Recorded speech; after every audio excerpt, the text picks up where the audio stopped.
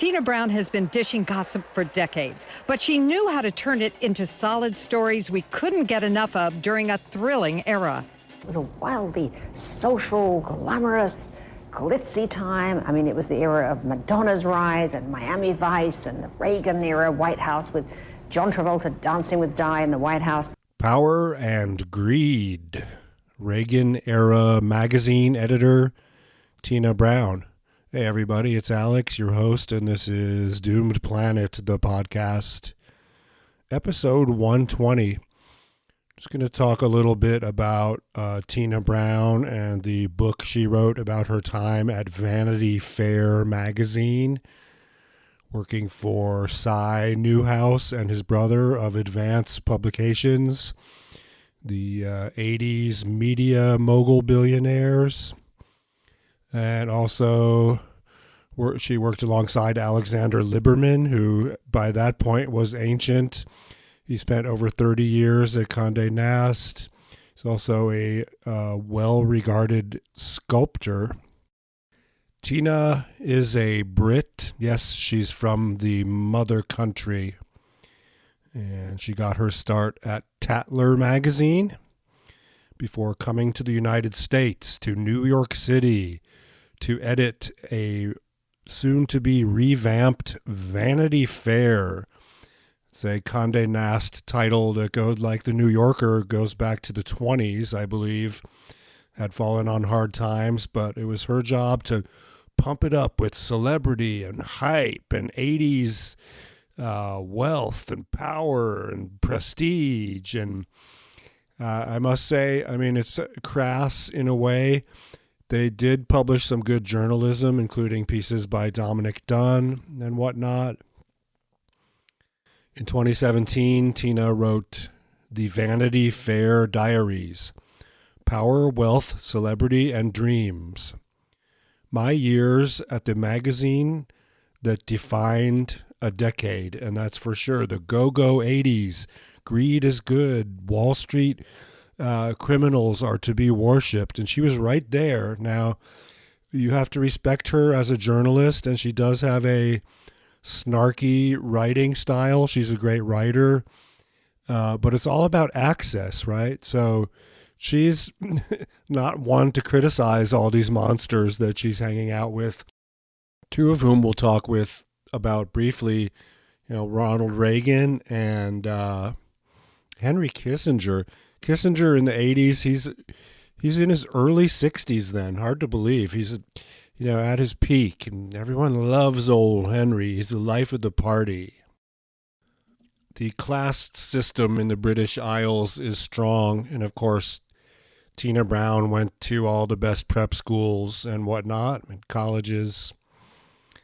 And that's really, if you look, even today, anyone in a position of power in the media or in finance, whatnot, in England, went to the right schools and came from the right family. So, and of course, Alexander Liberman, Condé Nast editorial director, had a storied career. He was elderly by the time, like I mentioned, Tina showed up at Vanity Fair. Tina says he's a well-known, if secondary, painter and sculptor. Okay. And he was everything that Cy Newhouse was not, says Tina. Tall, slim, effortlessly cultured homme du monde with a small, elegant mustache and a poet's swept-back mane of salt and pepper hair. And Alex became Cy's, or S.I. Newhouse Jr.'s mentor. Of course, Cy and his brother inherited this media empire from their family. So Alex introduced Cy to the world of art and fashion and cafe society. He was politically astute and an aficionado of turbulence, schooled in survival. When Lenin died, the Libermans fled to Paris, and then later Alex would go to New York. So anyway, Tina is interacting with this old geezer, but given free rein to run Vanity Fair. Ronald and Nancy Reagan are mentioned 76 times in this book. As Tina puts it, Let me forewarn, these were years, her time at Vanity Fair, spent amid the moneyed elite of Manhattan and L.A. and the Hamptons, in the overheated bubble of the world's glitziest, most glamour-focused magazine publishing company, Condé Nast, during the Reagan era. But please don't expect ruminations on the sociological fallout of trickle-down economics. No, of course we would not expect that from you, Tina. It's not like you present yourself as this, socialist woman of the people. By the time I became editor-in-chief of Vanity Fair in January 1984, Tina writes, Ronald Reagan was on a glide path to re-election. Reagan's ascent to the White House marked the definitive end of one era, that of the turbulent 1960s, and its threadbare 70s endgame. I object to that. I mean, yeah, turbulent because people, Native Americans and African Americans and others, wanted rights, and they wanted to rebel against the conformity and the capitalism of the 50s, the post-World War II era. And the supersonic launch, and then the threadbare 70s endgame, yeah, kind of a bunch of psyops where there was a huge crackdown on every radical left-wing group. And the supersonic launch of another gilded age. Tax cuts for the wealthy in 1981 unleashed animal spirits on Wall Street. Those spirits have only grown. They have not gone away here in 2025. An orgy of mergers and acquisitions. The Reagan White House set the social pace of the most visible stratum of American high life. With her huge coiffed movie star head and tiny svelte body in ruby red Adolfo suits, Nancy Reagan was the reigning star of John Fairchild's 7th Avenue and Society Bible, W, which is an oversized fashion magazine. So a guy Tina hired from the Sunday Times in London, James Danziger, showed his worth as features ed of Vanity Fair by getting us a shoot with the Reagans at the White House. Of course, we all remember that famous Ron and Nancy Vanity Fair cover. Tina says, my heart was beating so fast that I hardly noticed the august surroundings as we were ushered into a visitor's waiting room at the White House. I was terrified there would be a last-minute cancellation. The photographer created a portable studio, and then Nancy, in a slinky, jet-beaded Galanos gown, and Ronnie in a Fred Astaire fit tux with patent crenellated hair and cordial, twinkly blue eyes, did an impromptu dance. And so it was not this formal shoot. It was this wild photo shoot of Ron and Nancy dancing in the White House. Tina, of course, this is her big score. She loves this. I don't know if I had been there, I would have been like, oh, this is my chance to take out Ronald Reagan. Where's the nearest, I'm going to run to the kitchen and get a steak knife. So they're spreading out the Reagan pictures on the Vanity Fair light box in the office. Tina says, I feel they are gold dust. The gaiety of this cover will be not just the Reagan kiss, because they got them kissing, but the kiss of life for Vanity Fair. The mood of the pictures is pure optimism. I've never much liked Reagan, but when I look at these pictures, I have to admit he has the gift of instinctive collusion between imagery and national mood. And Nancy is critical to it. She is his joy gene. Coming out of the Carter recession, America needs this simple exuberance. God damn. Okay, so America needs like a Wall Street mentality that since that day has only exponentially increased to infect, the brain of everyone in this country who think that big business is good, greed is good, and corporate America is good.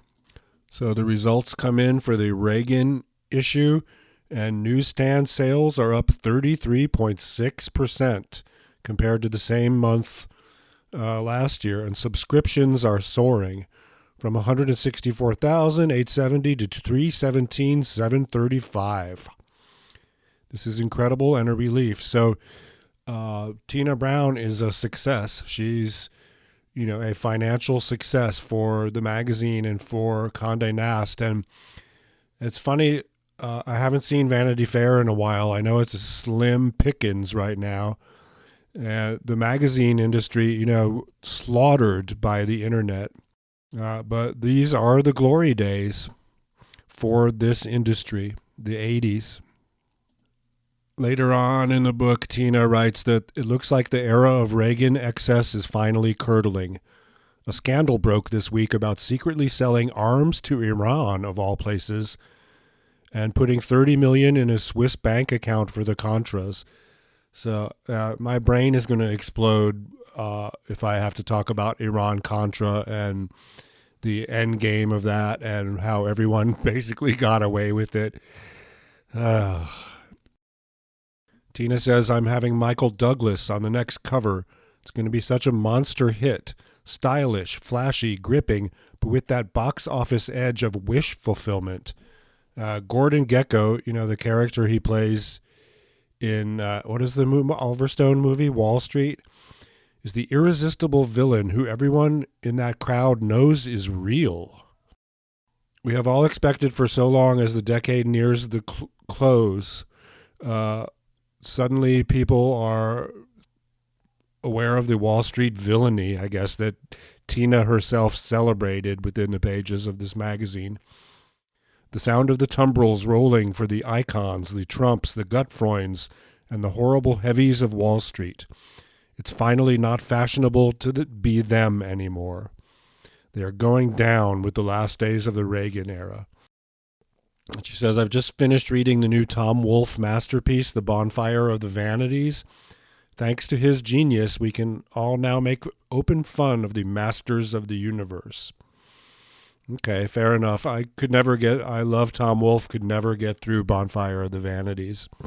But I guess thanks to Tom Wolfe's genius, suddenly it became fashionable again to hate on the billionaires. Sunday, October 16th, 1988, another Reagan shoot. It was so great, says Tina. So easy this time.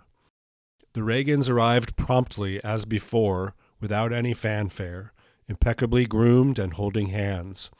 Nancy was in a floor-length red cashmere dress that clung to her youthful, pert body. The president seemed, as before, to tally out of it, except on some level he must be present because as he sat and walked through the chute, he kept quipping away with private jokes that caused her to laugh with such hilarity it was as if she'd just heard them for the first time. Mum used to say the secret of any successful marriage is continuing to laugh at your husband's jokes. So again, if only Tina Brown had been an assassin and had, snuck in a razor blade to the shoot and then just cut Ronald's jugular and maybe taken out Nancy too. That would have been a cool photo shoot for a magazine cover. And of course, Reagan by this time, mentally ill, demented, suffering from Alzheimer's and dementia, and George H.W. Bush, his vice president, former director of the CIA, is basically running things. I think Tina was editor of Vanity Fair until 1994. Anyway, she's talking about the 90s. The Reagan era of glitz is passé. The 90s is about divestment, about shedding old social structures and pretenses. There's a lust for reckoning, too, after all the Wall Street malfeasance. We need to get deeper, darker, more expansive, while keeping the joy factor. Now, is that code word for cocaine also huge in the 80s? By the way, that trickle-down economic stuff never worked, and Reagan is burning in hell. His wife is too, hopefully. Henry Kissinger, war criminal extraordinaire, mentioned in the book 17 times. What would you do if Henry Kissinger decided to call you and try to bury the hatchet after all these years? That'd be extremely interesting. The office, May 30th, 1983, the office seems such a cauldron of politics. I volunteered to write about Henry Kissinger's series of 60th birthday parties. Stayed back at the hotel to write it up, reminding me what toil it is to write anything. So one of these Kissinger parties is at the home of John Gutfreund and, as Tina writes, his over-the-top trophy wife, Susan. The Gutfreund's apartment is a minimalist skylab over a 360-degree vista of glittering skyline. When we walked in, there was a Brazilian millionaire and his arm candy wife, Mrs. Johnny Carson, and little Stavros Niarchos, who was squiring a very tall German princess in silver shoes. When short of conversation, we admired the aquatic Monets sprinkled around. After Susan Gutfreund did her florid toast, Henry returned it with, "Those of you who came to lunch today must realize that it was held in the slum quarters of River House, though we have applied for a grant under an urban renewal scheme." Ha ha ha. Wow, what an incredibly sick joke from a murderous psychopath. At another party, Tina writes that one point of discussion was Henry Kissinger's reaction when told by phone call while inspecting the layout of his new house in Connecticut with Oscar de la Renta that Seymour Hersh had leaked his entire South America report to the New York Times. Henry drove straight back to the city in a murderous rage. Now that's what journalism is really all about, Tina. Like, you get Henry Kissinger into a murderous rage. Of course, that's his style anyway. There's a lot of murder going on with this guy. That's when you know you are a successful journalist. Later on, Tina is at a dinner. She says, at a great table between Henry Kissinger and William Safire, along with Barbara Walters, Dick Snyder, Lolly Weymouth, George Weidenfeld, and Princess Michael. George Weidenfeld spent much of the evening in plump reverie, puffing on his inevitable cigar. These people like Chop Mart guillotine supplies. It's too bad they didn't exist in the 80s because they could have done a good business selling guillotines for these people, not to these people, for these people. Kissinger died recently, beaten to death in prison. Oh, wait, that's not what happened, unfortunately, but at least he's gone. After all, Doomed Planet, the podcast, is obituaries for the damned. Which is all of us, it's obituaries for all of us. But if someone is damned to hell, obviously Henry Kissinger. Trump is mentioned 52 times in Tina's book. In New York, the decade's biggest signifier turned out to be a building, not a person, Trump Tower, the very definition of ersatz with its fool's gold facade, its flashy internal waterfall, and its dodgy financing. So yeah, Trump helped define the 80s, and some of these yahoos that voted for him probably do not know of Trump in New York in the 80s. All they know is from that reality TV show. And I was a huge media consumer of New York media in the 80s. So, but I've never seen The Apprentice, Trump's game show. So there you go. It's like the reverse. And again, I did not vote for Kamala Killer Genocide Harris. And I'm glad I didn't. She's an embarrassment. I think when at the inauguration, Trump was talking about, we're going to rename the Gulf of Mexico the Gulf of America, and Hillary and Kamala could be seen smirking and laughing. And it's like, you realize that you lost 2 elections, both of you, to a con artist game show host, and you are the reason we have Trump. So why the smirk? Tina writes that she read and extracted Donald Trump's autobiography, The Art of the Deal, which has a crassness I like. In the end, the only thing about self-serving books like this is, do they capture the true voice? Like Julian Schnabel's loudmouthed soliloquy I bought for the August issue. It's like an 80s trendy artist, Julian Schnabel. There is something authentic about Trump's bullshit. Anyway, it feels when you have finished it as if you've been nose to nose for 4 hours with an entertaining con man. And I suspect the American public will like nothing better.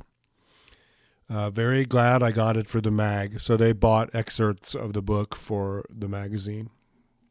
So Trump gets a divorce and he's dating Marla Maples, have a child with her. Dominic Dunn, the gossip monger and writer, Tina says, he told me that Marla Maples is a red herring and that Donald has been having a fling with a well-known New York socialite. Wow, that would be a headliner and is hard to believe. Though this could give Trump what money can't buy, the silver edge of class. They all fall for class in the end. And that's funny because that's all Trump wants is for the New York ruling class who all hate him to love him. The people that go to the Met Gala, but they hate him so much because he is just a crasser version of themselves and everyone knows it. And he's kind of exposed their fraudulent scam. Like, you can dress in a tuxedo and a designer gown and go to the Met Gala, but you are no better than fucking Donald Trump, you cretins. So as Vanity Fair oozes into the 1990s, Tina says, we wanted so much to do a story that moved Vanity Fair decisively on from the 80s, that made a statement of modernity, progressiveness, freshness, openness, after the heavy, Trumpy glitz of the decade of the 80s.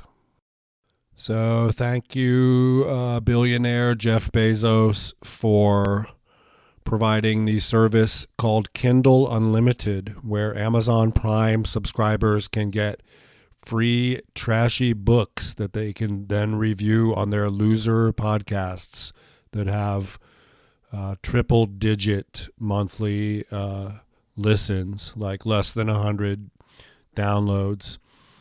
I loved at the inauguration of Trump 2.0, Lauren, Jeff's girlfriend, wearing this really tacky, trashy, like, bra and showing off her fake boobies. And I posted on Twitter at Doom Planet's sister account, Wild World News, like, these billionaire nerds realize they can get a woman with real boobs, right? And so that brings us to our new monthly segment, Wild World News. And that's basically a rundown of whatever garbage I posted on Twitter the previous month. And boy, January was quite a month. There were some things happening. Hey, everybody. Welcome to Wild World News. That is a new segment, a new part of the Doomed Planet podcast. You can also find us at Twitter at Wild World News. Boy, we're going to recap January 2025. What a month it has been. I'll start out with Max Blumenthal, one of my favorite journalists, despite the fact that he appears on Jimmy Dore's show. We'll grant him that. There was a massacre in New Orleans. A guy drove through the crowd and killed a bunch of people on Bourbon Street. And Max Blumenthal points out that the FBI grants a yoga pants-clad hack from ultra-Zionist New York Post an exclusive tour of the NOLA culprit's apartment. She claims a workbench is a bomb-making station and conveniently finds a kifya in his closet. Yes, all the elements of a completely normal criminal investigation. Welcome to Crazy Town. Daniel Denver, another one of our favorite journalists, posted on January 2nd, crypto went from being promoted as some virtuous world-transforming use case to just all the people on it crassly insisting they have the right to get as rich as possible, enthused about far-right politics as their vehicle. We're living in an era of absolute capitalist sleaze. Yes. Ann Telnay's great editorial cartoonist for the Washington Post resigned after the Post's editors rejected a rough sketch for a cartoon that showed Bezos and some other chuds kneeling down before a statue of a big fat old Trump. That's too bad. She was good. Matt Worker, another cartoonist, big fail at the Post. Ann Telnay's forced to quit in the face of jaw-dropping timidity by the Post's editors. And true, I mean, it's a cartoon, and it's also an opinion piece. It doesn't reflect, it's ridiculous. Erblock and Ben Bradley are rolling, kicking, and screaming in their graves. Erblock, of course, the great long-standing cartoonist of the Post. I think he was there for 50 years. We're not subscribers to the Post, but their comic section online on their app is free, but it's neglected. The comics are listed in alphabetical order, but on the 4th of January, Zitz was not the last comic on the list. That's because there's a little typo here. RSS feed containing assets for ZTS01. Shameful. TMZ, have a love-hate relationship with that news outlet.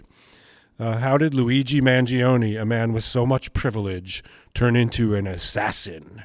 And why did he kill United Healthcare CEO Brian Thompson? TMZ uncovers shocking, all caps, new details in the case.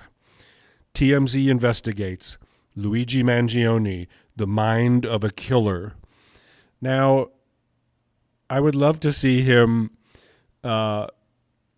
acquitted, and then he can sue for defamation. Like, aren't you innocent until proven guilty in court? And they're already doing a documentary calling him a killer. Good old Smoky Joe Biden gave out some medals in a ceremony at Presidential Medal of Freedom Awards going to David Rubenstein, of course, owner of the Baltimore Orioles and a private equity Satanist with the Carlyle Group. And Jose Andres of World Central Kitchen, kind of a CIA cutout. You know, America inflicts damage on other countries, and then he goes in and feeds the victims. He got a medal. And also Bono of the rock band U2. Anna Wintour, you know, wealthy fashion, you know, sweatshop, you know, the fashion industry runs on sweatshops from the global south. George Soros, oh dear Lord, and Ralph Lauren, another sweatshop billionaire. The White House tweeted today, President Biden awarded the Presidential Medal of Freedom to 19 great leaders who have made America a better place. Noah Colwyn on Twitter says, imagine being a loved one of the World Central Kitchen aid workers who have been vaporized by Israeli bombs. Remember, Israel assassinated a bunch of them in a van? And so Jose Andres goes and accepts a medal from the guy responsible for murdering some of his workers. Hard to believe, says U2 History.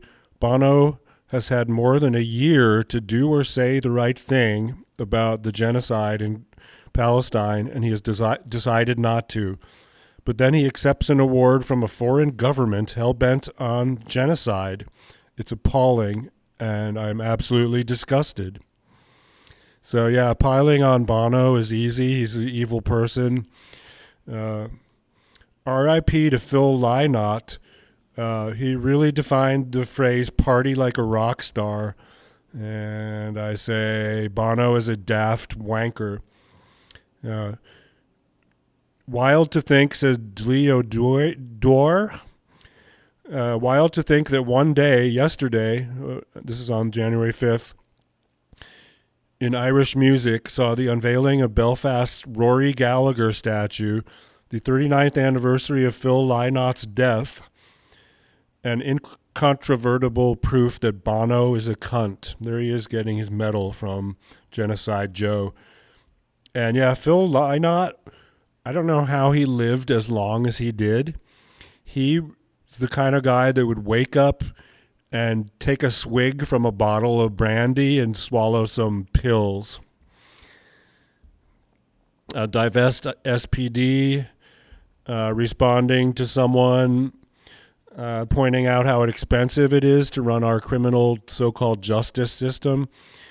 King County courts, jails, and prosecutors cost $634 million annually to lock up fewer than 2,000 people, plus another $92 million for Seattle courts and prosecutors, plus $465 million for the SPD, and $285 million for the King County Sheriff's Office. What a fucking disgrace our police state is. Here's a video. One of the 6 World Central Kitchen employees killed in a U.S.-funded genocide. Yesterday, the group's founder accepted a medal from the president who helped kill him. That is sad. If neoliberalism was a person, Wild World News writes on Twitter, that person would be Bono, one of the wealthiest musicians alive. I'm sorry, I'm quoting someone there. It just says so much about how gross things are in this warped and twisted civilization that such a creature is viewed as an artist and beloved by millions. And Caitlin Johnstone, my all-time favorite journalist based in Australia, talking about Bono getting a medal. This is what Western civilization does to art. It perverts it. It makes it corrupt and fraudulent. It turns humanity's most beautiful and healthy impulse into something with which to sell genocide, capitalism, and imperialism. There's one person I'd want to see die. It would probably, just in a horrible, tragic accident, might be that guy. Peter Yarrow, of the group Peter, Paul, and Mary, passed away. He got in trouble for seducing an underage girl. People don't remember that. And I write, another 60s pop star that had parents in the military-industrial complex. His father, a lawyer, was an assistant district attorney in New York under Thomas Dewey. Later became vice president of the CIA-funded organization Radio Free Europe. If you look back at a lot of these 60s rock stars, you'll find that they have deep state parents. The most prominent example being Jim Morrison of the Doors, whose dad was the admiral in charge of the Navy in the Vietnam War. Horrible fires then this month, sweeping through L.A. The Getty trajectory. J. Paul Getty's success in the oil business made him the richest man in America. He founded the Getty Villa and Getty Museum. The Getty Villa recreates a Roman villa in Pacific Palisades. And then because of climate change, the Getty Villa, the area around the Getty Villa catches on fire. So, oh, the irony. And I post a snarky comment. Anybody up for looting some priceless art treasures later today? The picture of J. Paul Getty There's a news item there on the 11th, evacuation orders around the Getty Museum, not just the villa, but the museum itself, which is built to withstand fire, by the way. The Washington Post going to the comic section on the 12th of January, and the color plates have been uploaded on most of the comics, but not the black and white plate. So it's like, who is in charge of that? That's a major newspaper where no one knows anything about comics.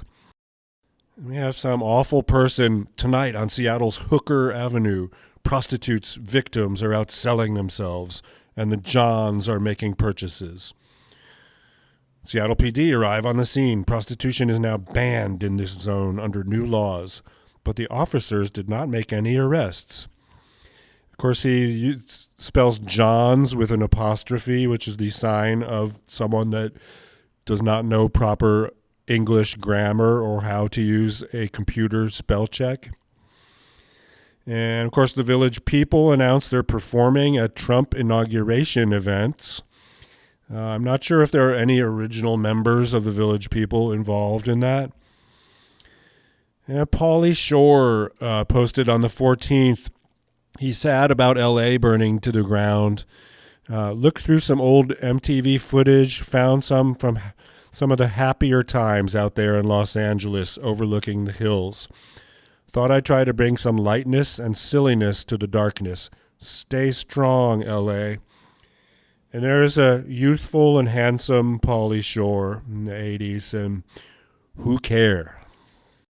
Congratulations, we write, to new Washington State Governor Fergus McDouglason, who pledges the neoliberal austerity budget cuts that outgoing elderly gubernatorial goober Jay Inslee was not courageous enough to propose during his 12 years of neoliberal stewardship. A nerd replaces a frail old man. Leafly, the scam marijuana media company, being delisted by NASDAQ. That's after they did a reverse split to prevent that from happening. And Wild World News writes, all the people involved in the Leafly pump and dump stock scam, especially Seattle writer Bruce Barcott, can burn in hell for ripping off investors in order to enrich themselves. At one point, Bruce had him standing in front of the NASDAQ during their IPO. Like, that was his profile photo on Twitter. So, yeah, GeekWire writes that GeekWire is basically reprints press releases from tech companies uncritically. Writes, cannabis resource company Leafly to be delisted. So, yeah, pink sheets, penny stocks. Who buys this stuff? Schnooks, mostly. The most macho, virile god man to ever serve as governor of Washington State is correct. You can't get the job done correctly if your pole is only half erect. Washington Governor Bob Ferguson is directing all American flags at state agencies. The Needling, our favorite satire organization, says, Nestle scrambles to bottle LA's remaining water before firefighters give it all away for free. And, of course, political genius Donald Trump reinstated TikTok after it was down for a few hours. And the opening screen on TikTok when it went back up says, welcome back. Thanks for your patience and support. As a result of President Trump's efforts, TikTok is back in the U.S. Poor Smokey Genocide Joe. So then Trump released a shit meme coin, which immediately made millions of dollars in fees for him and his family. And if it doesn't go to zero, he's going to make billions of dollars. Then the next day, Melania released the Melania coin. It's going to be a wild 4 or 8 or 12 years. I'm telling you that. Trump's meme coin crashes over 40% when Melania releases Melania coin. Someone is losing money. Ellie Valley, our favorite cartoonist, has this might be a reprint, but it's a grotesque drawing of Joe Biden saying, "Now where's my fucking Nobel Peace Prize?" And he's standing, in a field of burning skulls. And President Trump pardons all the chuds that stormed the Capitol. We expected that. Jules Pfeiffer finally died. These baby boomers just won't fucking die. He's a cartoonist and children's book author. Wrote a very pathetic book with his daughter about Obama and Obama's dog. According to the New York Times obituary, in May 1997, Pfeiffer ended his affiliation with the Village Voice over a salary dispute. "It's not that I've slipped," he said at the time when he was already very old. "It's that I'm too expensive." Yeah, he was getting $5,000 fucking dollars a week to do one cartoon. Total arrogance and baby boomer entitlement. So then we looked up Jules Pfeiffer's third wife. They got married in 2017 when he was 88.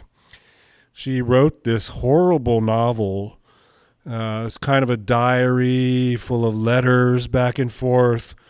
And she's living in Jerusalem. And this is a quote. "As you know, I live in a stunning old Arab house with lots of room." Yeah, there must be lots of room in that old house because you literally kicked the owners out and stole their property. The Needling strikes gold with this one. SPD announces it's on track to meet 2025 staffing goals after all, thanks to new pool of 1,500 candidates. Caitlin Johnstone writes, "The world is ruled by religious fanatics with nukes." That's unfortunately true. Ross Ulbricht, pardoned by Donald Trump, the famous founder of Silk Road, where teenagers could go and buy heroin and weapons. And guess what? I guarantee that Ross has his Bitcoin wallet memorized and that he has a fortune in Bitcoin. I pointed out that tech dystopia overlord Sam Altman is chairman of a weird, unprofitable nuclear fission startup. Wild times for scam-savvy investors, and that startup is Oklo. Chris Novoselic still has this weird libertarian political party. Accidental 90s rock star Novoselic is now an embarrassing regional libertarian. This article he wrote, or all the stuff on this cascadeparty.org, unintelligible garbage. It's just incredible. Here I am complaining about being shadow banned. If the Wild World News Twitter X account had not been shadow banned since 2010, millions of people would know that Chop Mart Guillotine Supplies is having a sale right now. Awesome if true, the Baltimore Orioles have implemented a new concession menu, $4 hot dogs, $5 beers. Yeah. Okay, so the private equity monster that owns the Orioles, I guess that's good publicity for him. BMW UK, we're no longer posting on X. Maybe because Elon Musk gave a Nazi salute. Kenjack account writes, "Never ask a man his salary, a woman her weight, or a German company what their primary source of labor was from 1939 to 1945. Pete Carroll, former Seahawks coach, is going to the Raiders. We write, great guy, but most NFL teams want a coach that is not 107 years old. He's going to be patrolling the sidelines using a walker like Nancy Pelosi. And J.D. Vance cast tie-breaking vote for alcoholic abuser Pete Hegseth.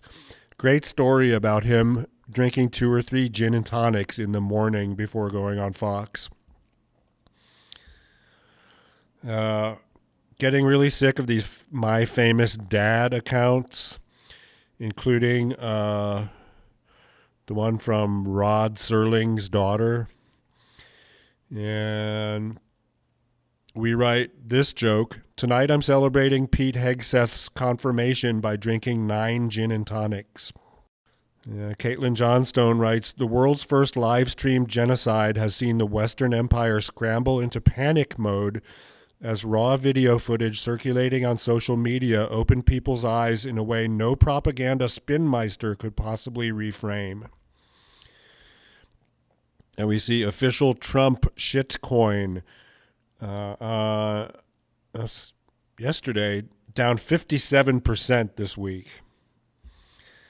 And over the weekend, we heard about DeepSeek, and we thought, okay, this is going to crash the market. Sure enough, we called it. Stocks sink as investors worry about China's AI advances. Black Monday stock market plunge as reality of AI bubble pop reverberates. Jathan Sadowitz writes, it's objectively funny to see DeepSeek, an open source high-performing AI model trained by a Chinese startup for less than $6 million, wipe $1 trillion off tech stocks only days after Trump, OpenAI, and SoftBank announced their $500 billion Stargate boondoggle. DeepSeek turned the entire U.S. stock market into a bloodbath. $1 trillion lost. That was yesterday. Today, the 28th. And, of course, Oklo, the weird nuclear fission startup that claims they'll have nuclear fission prototypes in a few years, down 28% yesterday. Alicia Ramirez, local activist, points out that We Heart Seattle, Andrea Suarez campaign website had stories written by Chris Novoselic. Oh, dear Lord. That's pretty much wild world news for January 2025. Find out more at doomedplanet.com. Goodbye.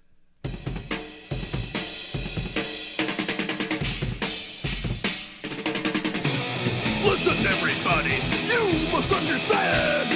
It's happening outside the Cafe Grand. Beer's too expensive and you're poor. So head down to the liquor store. Better listen now, or you're going to be in a cell. In the police hotel.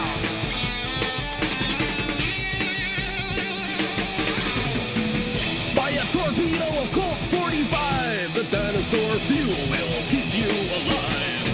Then head back to the parking lot and look at skinheads drinking gut rot.